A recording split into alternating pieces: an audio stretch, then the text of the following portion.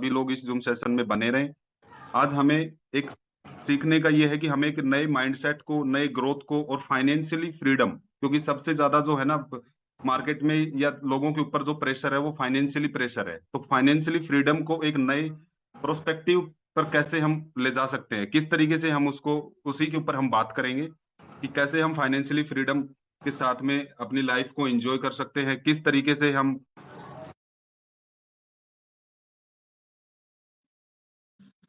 काफी सारे प्रोजेक्ट में काम किया है तो वहां से लॉसेस भी हुआ है, उसको भी रिकवर करने का लोगों के ऊपर प्रेशर है। तो आज की जो मीटिंग का जो ऑब्जेक्टिव है वो सिंपल है, क्लियर डिस्कशन और प्रैक्टिकल आइडियाज, अपने आइडियाज और इफेक्टिव आउटकम्स, इनके ऊपर ही हम डिस्कस करेंगे कि हम किस तरीके से प्रैक्टिकल, किस तरीके से होकर के हम अपने आइडियाज को हम यूटिलाइज करके कैसे अपनी फ्रीडम लाइफ को इंजॉय कर सकते हैं। क्योंकि सबसे जो सबके ऊपर जो प्रेशर है वो एक फाइनेंशियली प्रेशर है, तो उसको ही रिजोल्व, उसका जो सोल्यूशन है वो एआईपीएफ है दोस्तों। यकीन मानिए, आप इस जूम वेबिनार में आपने जो भी आप टाइम यहाँ पर स्पेंड करेंगे तो आपको कुछ ना कुछ नया सीखने को मिलेगा। और वाकई मैं इस प्रोजेक्ट से जुड़ के काफी अपनी लाइफ को 360 डिग्री तक चेंज कर चुका हूँ। क्योंकि खट्टे मीठे लाइफ में एक्सपीरियंस रहे, ट्रेडिंग वगैरह के लगा ले, चाहे हम पोर्टफोलियो मैनेज के लगा ले, हर जगह एक्सपीरियंस लिया है, नुकसान भी हुआ है, प्रॉफिट भी हुआ है।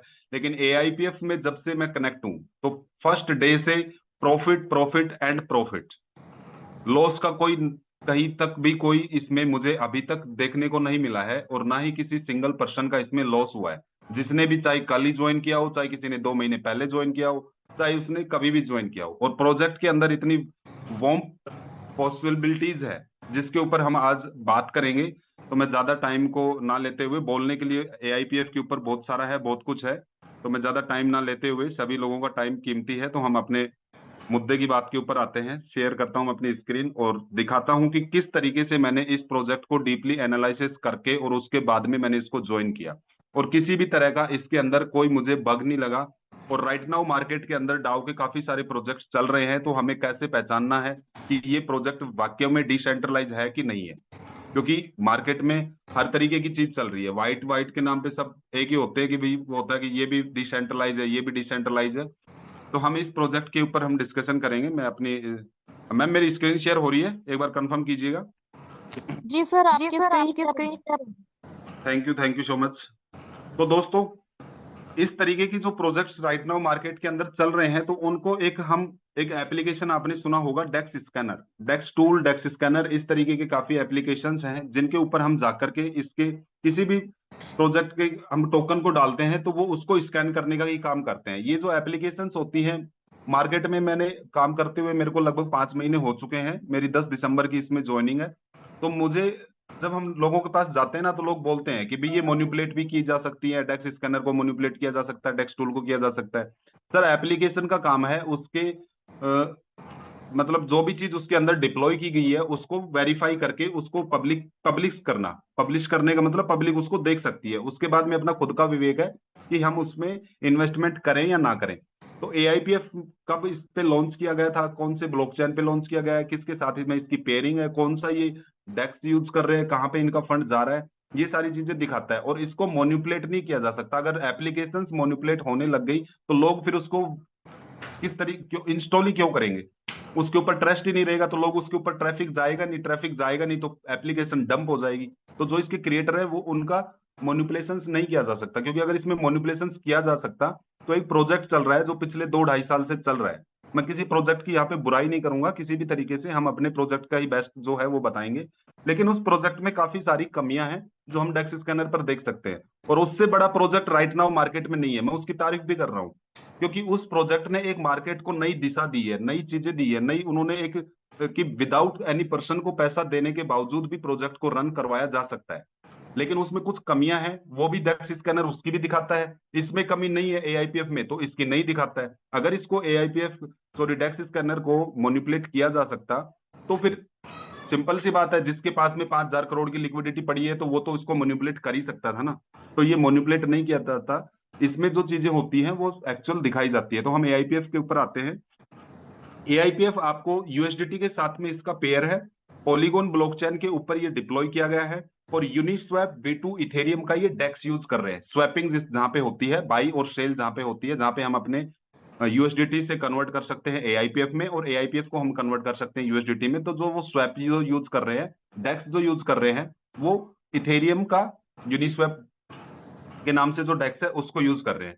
तो दोस्तों आपको इसका रेट दिख रहा होगा, 2.15 राइट नाउ टोकन का रेट चल रहा है। $1 से इसका रेट लॉन्च किया गया था, और जो लिक्विडिटी है 5.1 मिलियन की इसकी लिक्विडिटी हो चुकी है, जो कि 100% लिक्विडिटी लॉक है एंड 100% एलपी टोकन बर्न किया हुआ है। अब एलपी टोकन अगर यहाँ पे बर्न नहीं किया होता तो इसका मतलब ये था कि लिक्विडिटी पर्टिकुलर किसी टाइम पीरियड के लिए लॉक है, कि स्मार्ट कॉन्ट्रैक्ट को कॉल दे रखा है कि आपको 6 महीने के बाद में ये एलपी टोकन लौटाना है डेक्स को, और वहां से लिक्विडिटी रिमूव करनी है। 6 महीने, 3 महीने, 2 साल, 5 साल, 50 साल, 100 साल, वो जिस भी टाइम पीरियड के लिए लॉक रहता, उसके बाद में उसको एलपी लौटाया जाता और डेक्स से फिर फंड को रिमूव किया जा सकता था। लेकिन 100% बर्निंग जो लिखा हुआ आ रहा है, ये इसका मतलब है कि LP token, liquidity provided token, जब डेक्स के ऊपर आप फंड डालते हैं, कोई भी बंदा जो भी एआईपीएफ यहाँ पे बाइंग कर रहा है, तो वो क्या कर रहा है, डॉलर दे रहा है। किसको दे रहा है? डेक्स को दे रहा है, और डेक्स से उसको क्या मिल रहे हैं? टोकन मिल रहे हैं। ठीक है जी। तो डेक्स के ऊपर जो आपका फंड जाता है, तो उस फंड की गारंटी के तौर पे आप जब भी बाइंग करते हैं, तो डेक्स में फंड जो जाता है, उसकी जो गारंटी के तौर पे डेक्स क्या देता है? एलपी टोकन रिलीज करता है। जब वो एलपी टोकन हम उसको वापस लौटाएंगे तो अपना पैसा वापस ले सकते हैं। तो क्रिएटर ने यहाँ पे इसके एलपी टोकन को 100% बर्न कर दिया। इट्स मीन्स कि यहां से डायरेक्ट लिक्विडिटी रिमूव नहीं की जा सकती। मैंने बोला डायरेक्ट लिक्विडिटी रिमूव नहीं की जा सकती, लेकिन इनडायरेक्ट इसके क्या क्या रास्ते हैं वो मैं आपको बताता हूं। कि इनडायरेक्ट लिक्विडिटी को लेने के लिए आपके पास में एआईपीएफ टोकन होना अनिवार्य है, क्योंकि जो भी टोकन सेल करेगा तो यहां से डॉलर रिमूव हो जाएंगे। ठीक है जी।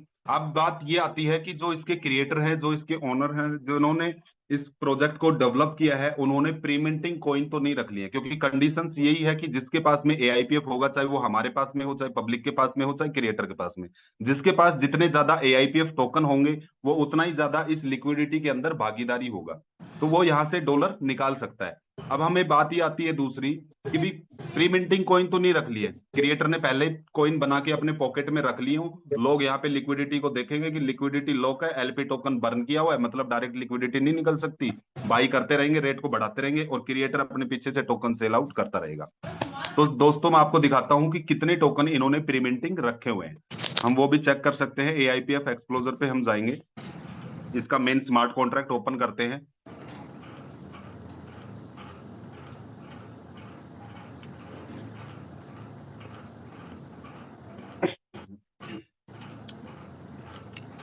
मेरी आवाज क्लियर है मैम? स्क्रीन विजिबल हो रही है? जी सर, बी कंटिन्यू। तो मैंने इसका मेन स्मार्ट कॉन्ट्रैक्ट ओपन किया है दोस्तों। हम यहाँ पे इसके कॉन्ट्रैक्ट में जाएंगे, कॉन्ट्रैक्ट में हम जाकर चेक कर सकते हैं। टोटल सप्लाई 25,000 आपको दिख रही होगी यहाँ पे, ये जो 33 नंबर के ऊपर दिख रही है, क्योंकि डेक्स के ऊपर लिक्विडिटी पूल क्रिएट जब हम करते हैं तो वहां पर दो चीजें चाहिए होती हैं, डॉलर भी चाहिए होते हैं और टोकन भी।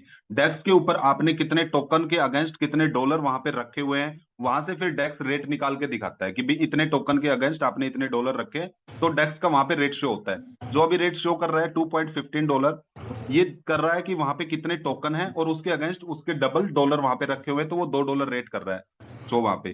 तो इन्होंने 25,000 टोकन मिंट किए, इसमें से 5,000 टोकन डेक्स के ऊपर डाले, 5,000 टोकन के अगेंस्ट $5,000 डाले। एक टोकन का रेट क्या निकल के आया? $1। डेक्स ने शो किया कि मेरे पास $5,000 है और 5,000 टोकन है, तो एक टोकन की वैल्यू $1 है। उसको लॉक किया, एलपी टोकन मिला, उसको बर्न कर दिया। तो 5,000 टोकन इसके फिक्स कहां पे हो गए? डेक्स के ऊपर लॉक हो गए।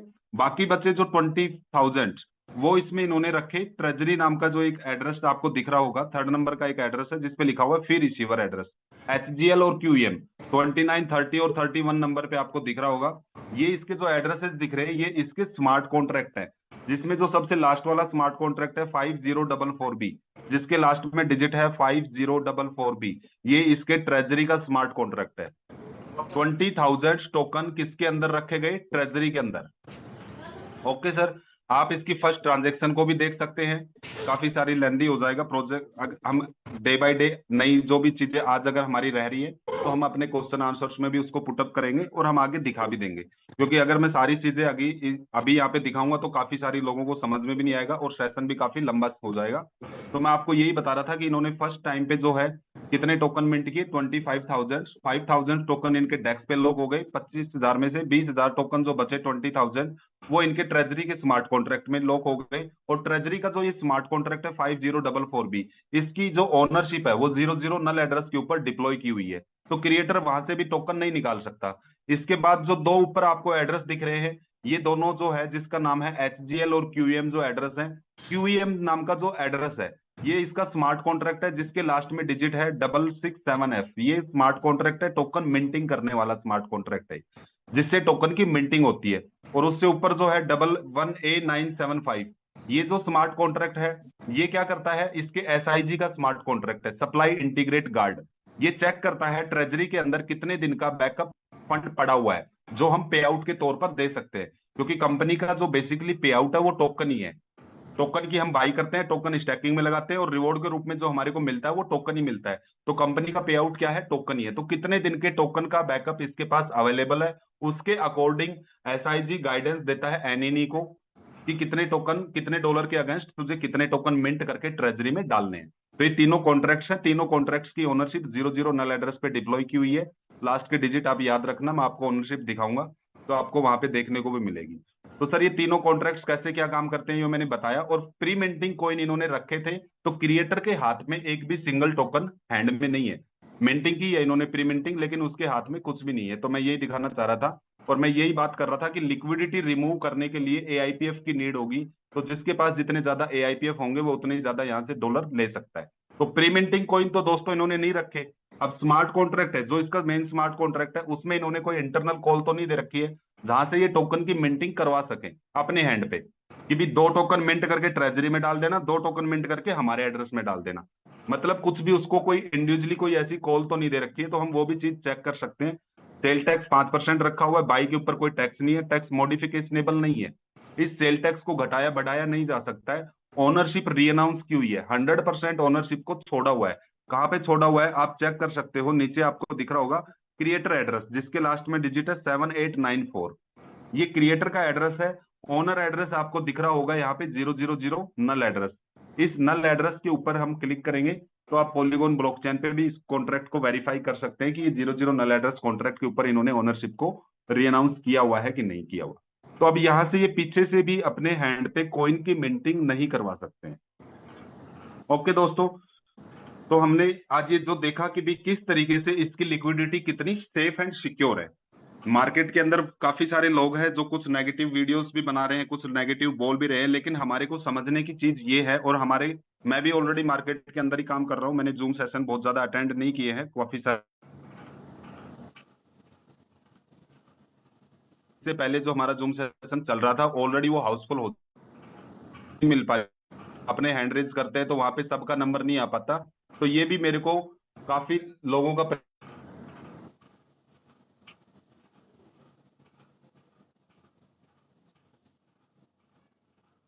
सभी लोग अपने अपने बारे में अपने विवेक, अपना जो एक्सपीरियंस है वो शेयर कर सके, क्योंकि वहां पे गैदरिंग ज्यादा हो चुकी है। पिछले 3 महीने में 1000 लोगों की हाउसफुल मीटिंग जारी है दोस्तों। तो आप सोच सकते हो कि मार्केट इस प्रोजेक्ट को किस तरीके।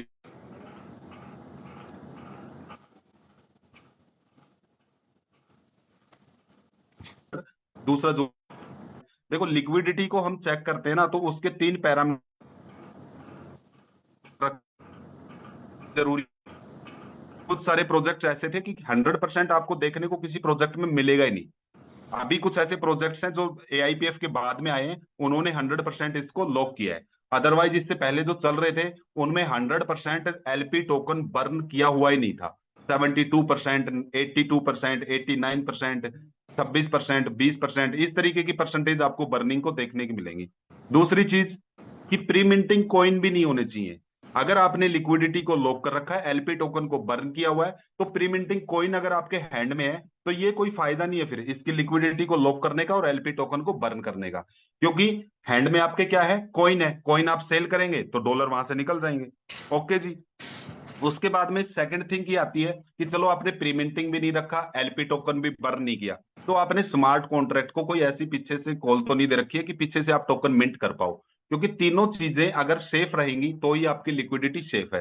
तीनों में से कोई एक चीज भी आपकी मिसिंग है तो दो को ठीक रखने का कोई मतलब नहीं है। तो इसमें तीनों की तीनों चीजें, ना तो प्रीमिंटिंग कॉइन है, ना पीछे से कॉइन मिंट हो सकता है, और एलपी टोकन को 100% बर्न किया हुआ है।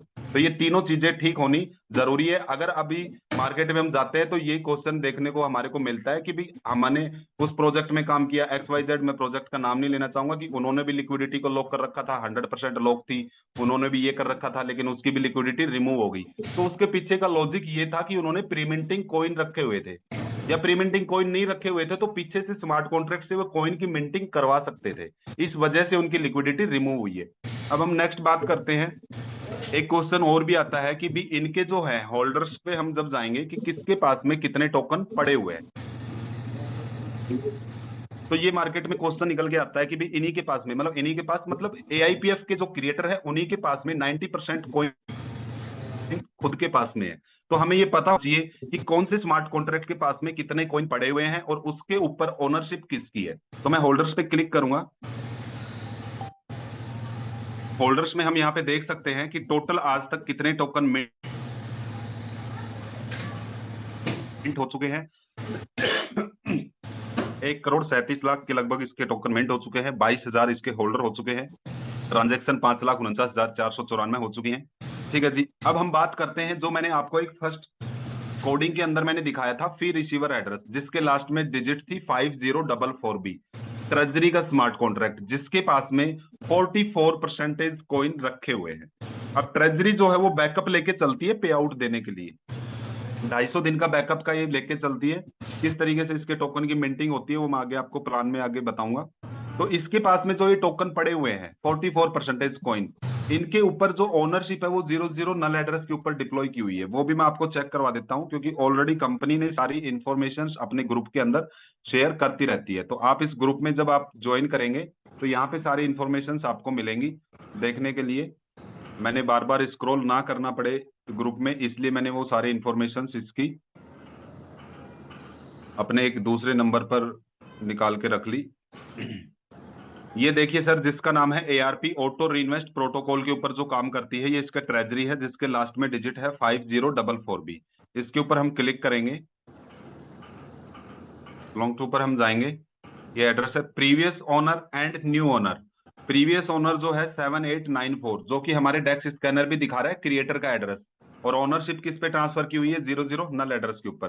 तो अब यहाँ पे जो होल्डर्स में जो एक टोकन पड़े हुए हैं, ये जब बाहर निकलेंगे, जब हम क्लेम करेंगे, मतलब रिवॉर्ड के रूप में ही ये बाहर निकल सकते हैं, अदरवाइज क्रिएटर यहाँ से डायरेक्ट टोकन नहीं निकाल सकता।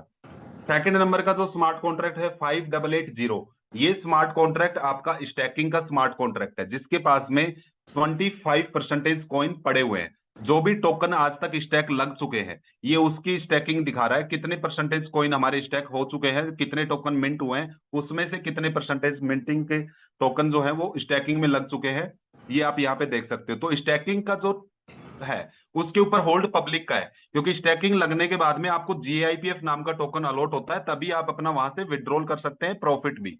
तो यहाँ से स्टैकिंग जो आपकी अनस्टैक होगी तो वो आपके पास में आएंगे टोकन। ठीक है जी। तो ये आपके 25% कॉइन किसके पास में है, स्टैकिंग जहां पे लग चुके हैं वो। थर्ड नंबर का है ALS नाम का स्मार्ट कॉन्ट्रैक्ट, जो इसके रेट को मेंटेन करने के लिए रखा हुआ है, जिसके लास्ट में डिजिट है 23 AEF। 14% कॉइन इसके पास में है। ये कैसे काम करता है, ये इसके रेट को स्टेबलाइजर करने का काम करता है। आप इसमें देख सकते हो, जैसे रेट एकदम से पंप हो जाता है, इसके टारगेट को हिट कर देता है, तो ये ऑटोमेटिकली इसका जो AI को जो इसको कॉल दे रखी है, ऑटोमेटिकली ये ट्रेजरी से टोकन निकालेगा और सेल करेगा। सेल करके लिक्विडिटी के अंदर उस फंड को डिपॉजिट कर देगा। जहां पे पब्लिक बाई कर रही है तो लिक्विडिटी में ऐड हो रहा है सबका फंड, वहीं पे ALS भी उस फंड को डिपॉजिट कर देता है।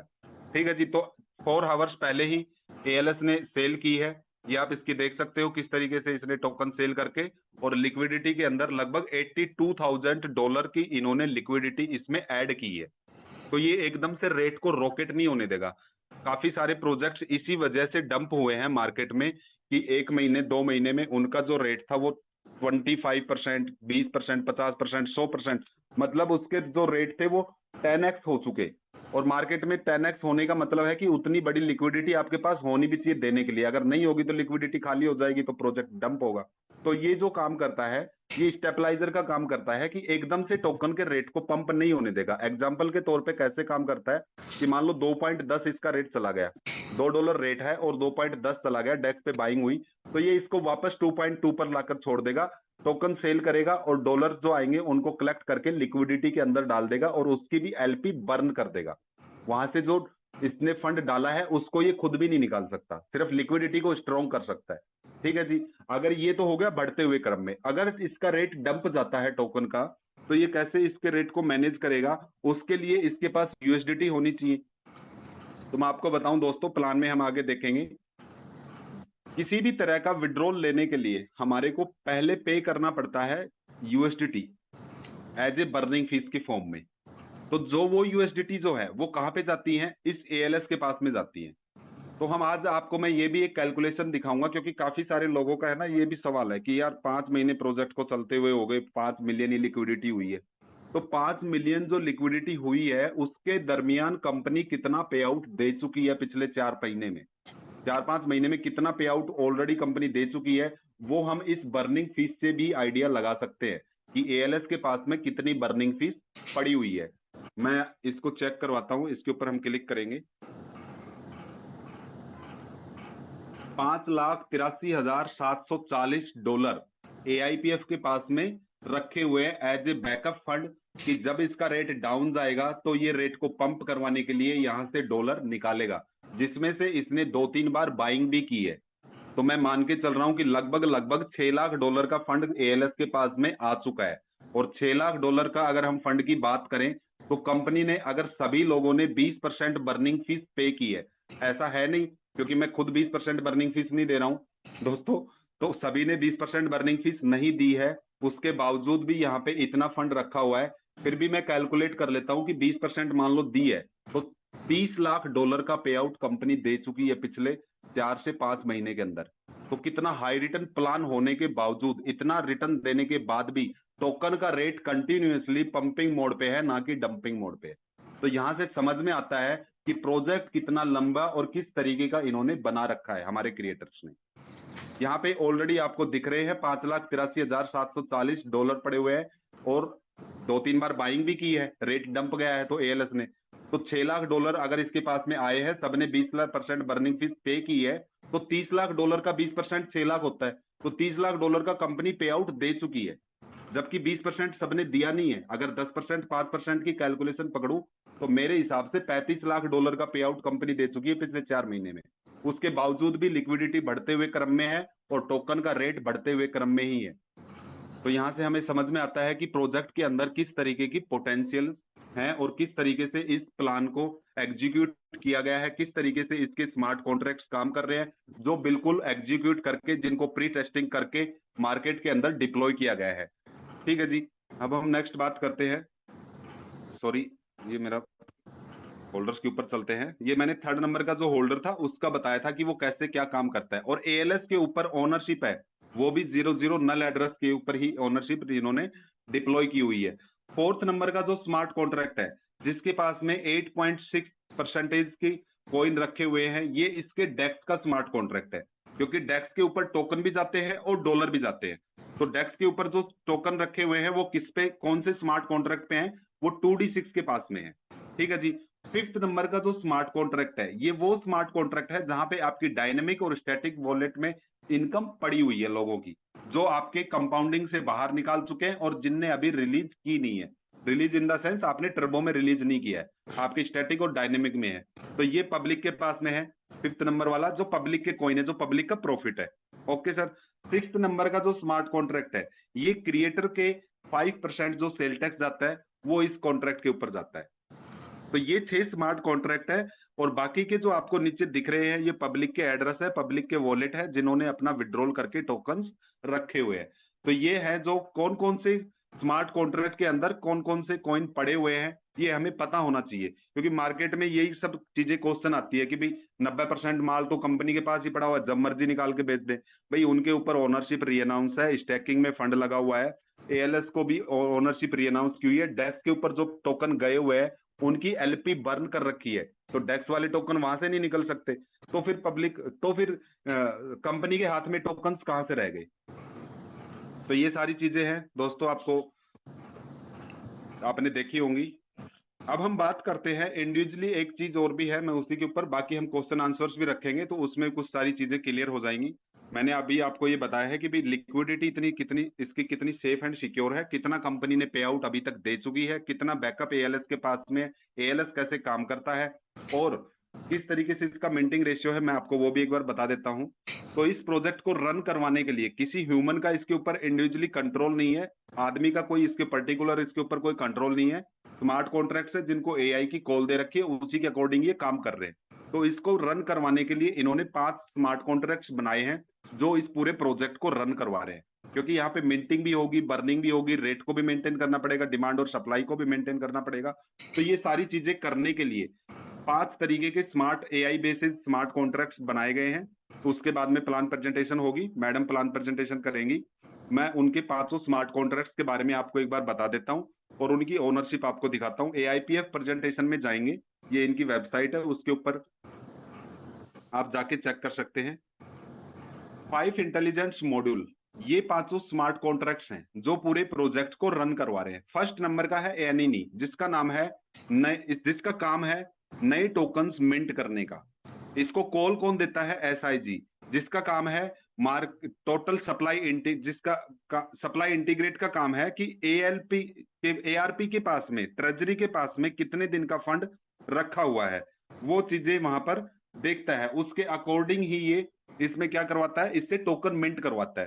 तो एआरपी के अंदर कितने दिन का फंड पड़ा हुआ है, अगर 250 दिन के टोकन एआरपी के पास में रखे हुए हैं, तो एसआईजी एनिनी के पास में अगर एक टोकन की लिक्विडिटी आती है, एक टोकन की लिक्विडिटी का मतलब राइट नाउ टोकन का जो रेट चल रहा है $2.15 चल रहा है, तो $2.15 अगर एनिनी के पास में आते हैं, तो एसआईजी उसको उसके अगेंस्ट एक टोकन ही मिंट करने देगा, क्योंकि ऑलरेडी 250 दिन के टोकन एआरपी में रखे हुए हैं। अगर 200 से 250 दिन के बीच में है, तो फिर ये एनिनी से 2 टोकन मिंट करवाएगा।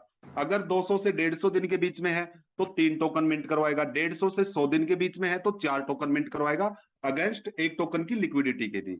ओके जी। अगर उसके पास में एआरपी के पास में 100 दिन से नीचे दिन का पे आउट है देने के लिए, टोकन 100 दिन से कम दिन के रखे हुए हैं, तो एनिनी क्या करेगा, एक टोकन की लिक्विडिटी आएगी तो 5 टोकन मिंट करेगा। इसको कॉल कौन देता है? एसआईजी सप्लाई इंटीग्रेट, क्योंकि सप्लाई इंटीग्रेट चेक करता है कितने डॉलर के अगेंस्ट कितने टोकन मिंट करवाने हैं और कितने डेस्क पे जाएंगे, कितने ट्रेजरी में जाएंगे और कितने मार्केट में सर्कुलेट हो रखे हैं। सप्लाई इंटीग्रेट सारी चीजें चेक करके इसको कॉल देता है नए टोकन मिंट करने का। उसके बाद में है ALS automatic liquidity stabiliser. ALS कैसे काम करता है, ये मैंने आपको दिखाया भी प्रैक्टिकली ऑन ब्लॉकचेन के ऊपर कि किस तरीके से वो बाई सेल करता है। तो ये रेट को मेंटेन करने के लिए काम करता है। उसके बाद में एआरपी जो है वो इसका बैकअप लेके चलता है 250 दिन के पे आउट का। उसके बाद में एएलपी है, एसआईजी सप्लाई इंटीग्रेट। एएलपी जो है मार्केट में पैनिक सेल की सिचुएशन को क्रिएट नहीं होने देता है। पैनिक सेल की सिचुएशन तब क्रिएट होगी जब मार्केट में ज्यादा टोकन होल्ड होंगे। तो ज्यादा टोकन होल्ड होने पे एएलपी क्या करता है, एएलएस से रेट को पंप करवा देता है। एग्जांपल के तौर पे ये कैसे काम करता है, मान लो पैनिक सेल को कैसे कंट्रोल करेगा, मैं आपको बताता हूं कि मान लो मार्केट के अंदर 10,000 टोकन होल्ड हो गए। अब मार्केट में जो टोकन गए हैं वो विड्रॉल के थ्रू ही गए हैं, और विड्रॉल जब लोगों ने लिया है तो उन्होंने बर्निंग फीस भी पे की है, तभी उनके पास विड्रॉल आया है। तो 70 to 80% लोग जो होते हैं उनका माइंडसेट यही होता है कि भाई हमारे पास जो टोकन आया है इसकी बर्निंग फीस हमारे को मिल जाए, मतलब जो हमने बर्निंग फीस कंपनी को पे की है उतना इसका रेट बढ़ जाए तो मैं सेल कर दूंगा। तो 10,000 टोकन अगर मार्केट में होल्ड हो गए तो ये एएलपी एएलएस को बोल के उसके रेट को थोड़ा पंप करवा देगा, 1-2% पंप कर देगा। तो 1-2% पंप करते ही 10,000 में से 7,000 8,000 टोकन सेल के लिए आ गए। तो मार्केट में ज्यादा टोकन होल्ड बचे ही नहीं ज्यादा टोकन होल्ड बचे तो पैनिक सेल होगी नहीं। तो पैनिक सेल को भी कंट्रोल करने के लिए कहीं ना कहीं इन्होंने ये सिस्टम के अंदर रखा हुआ है कि एक साथ ज्यादा टोकन, और इसीलिए मार्केट में ज्यादा टोकन है भी नहीं। आप देख भी सकते हो होल्डर्स पे जाके आप देखोगे तो आपको ज्यादा टोकन होल्डर्स वहां पर मतलब होल्डिंग में नहीं मिलेंगे, क्योंकि लोगों को क्या है, अपना अपना आया, अपना बर्निंग फीस निकला और अपने को सेल करना है। 20% लोग ऐसे होते हैं जिनका माइंडसेट होता है कि मुझे तो 2 महीने 6 महीने या साल भर तक टोकन की स्टैकिंग रखनी है। तो ये 500 इसके एआई थ्रू जो स्मार्ट कॉन्ट्रैक्ट्स थे वो काम करते हैं, और किस तरीके से ये काम करते हैं ये मैंने आपको बताया। बाकी अब प्लान प्रेजेंटेशन के लिए मैं इनवाइट करना चाहूंगा मिस दिव्या।